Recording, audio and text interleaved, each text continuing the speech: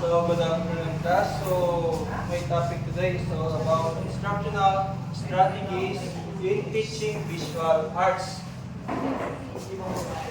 So,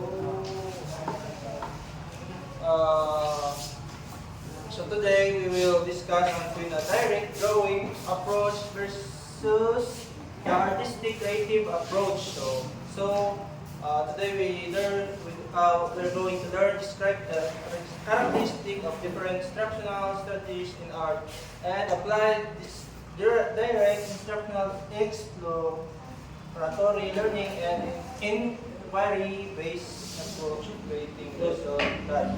So based kay Pablo Picasso, sabi niya is learn the rules like a pro so you can break them like an artist. So sinong may idea, may ibang idea kung anong ibig niyang sabihin sa quote niya na yan?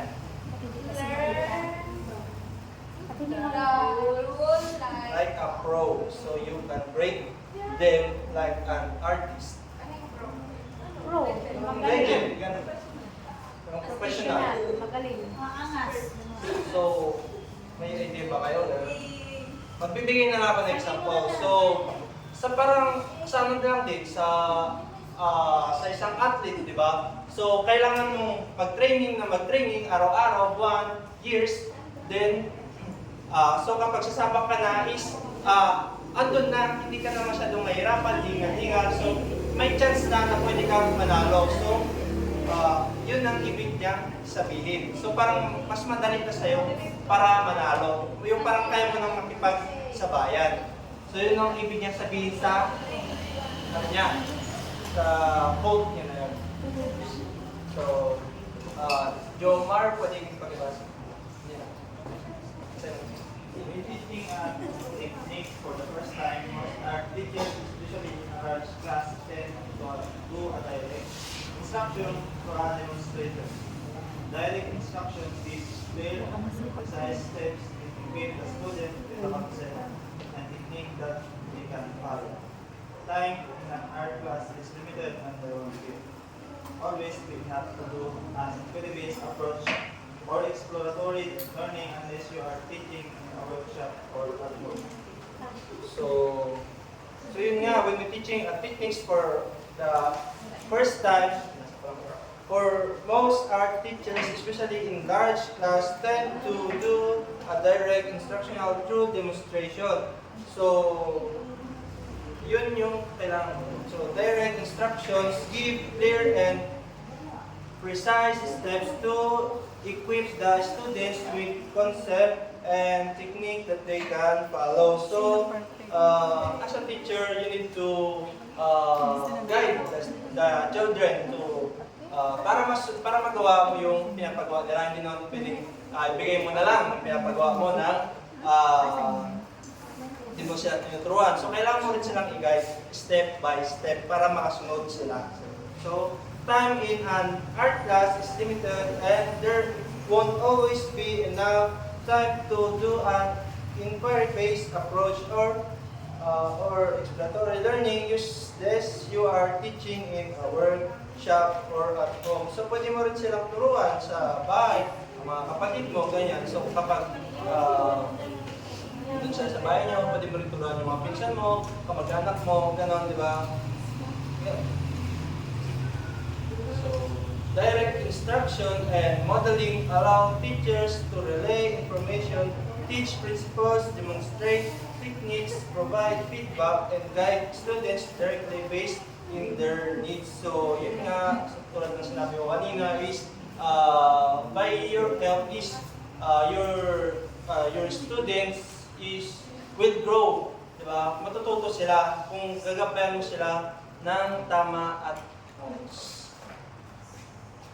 So, if a teacher is introducing material or technique for the first time, the teacher explains how to use it, how it works, how artists do it, and reasons why it is used.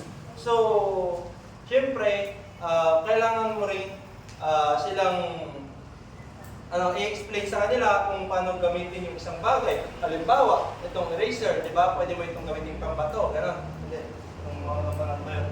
So, kailangan mo silang turuan para kung paano yung tamang paggamit nito, kung paano yung tamang pagdikpe, di ba? So, kung kailangan din kung bakit kailangan i-explain mo din kung paano mo ito gamitin, di ba? Katulad sa mga crayons, gano'n. So, yun. So, these activities are excellent methods to develop mastery of specific skills through explicit instruction and modeling of behavior. Students can also practice independently, however, direct instruction limits the use of exploration and creativity. That is why is teaching arts to children, the teachers has to strategize when to use direct instruction, which is usually done only at the beginning of the lesson. So, kailangan din natin silang hayaan kung ano yung mga kailangan gawin, tulad ng minsan is para makapag-focus sila sa ginagawa nila. Kailangan mo lang silang, kasi matatalino, kailangan mo lang silang kapayarin ng konti, gano'n din. Mas okay na mag-focus ka na lang dun sa parang nag-struggle sa pag-aaral. Then, para i-guide mo rin yung ibang students na medyo nakakamat, natulungan kang turuan yung mga hindi pa nakaalam ng ituro. So, once the students are familiar with the materials and techniques, they can start exploring, envisioning, and creating work through an inquiry-based or cooperative learning approach. So, yun nga, once na alam na ng mga estudyante mo yung mga tamang paggamit ng mga materials sa pag-drawing is pwede mo na silang bigyan ng mga artworks, gano'n, para makita mo kung may tinatago pa silang mga potentials or something else. So, teaching strategies commonly used in art class. So, meron tayo dito step-by-step approach, direct instruction, and one demo approach or direct instruction, exploratory learning, and the last is artistic creative process, inquiry-based exploratory learning. So, sa description is teacher demonstrate one step at a time. Then students follow each step. So, yun sa step by step is kailangan, halimbawa ito is sa pag-drawing, kunwari, yun nga, step by step sa nag-drawan. Then, teacher demonstrate, sa one demo approach is teachers demonstrate all steps, then students try to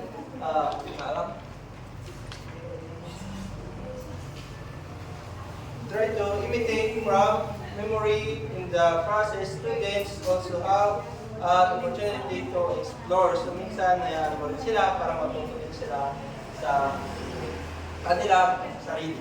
Then, sa artistic creative naman is teacher process a challenge, then students explore, envision, and solve. So, sa ano niya, is parang ganito siya. Yun nga, step by step, turuan mo sila, then, yun, kaya ko silang mag-explore, then, yun, para kita mo lang yung sa approach is direct instruction, modeling, guide, practice, think aloud. So, then, direct instruction, modeling, guide, exploration. Basta yun, hindi ko nabasahin lahat, basta dapat mo lang gawin is, as a future teacher is kailangan mo lang i-guide yung mga students mo ng effectively, then gumawa ka ng way para makinig sila sa'yo, then para maturuan mo sila, then hayaan mo lang silang mag-explore ng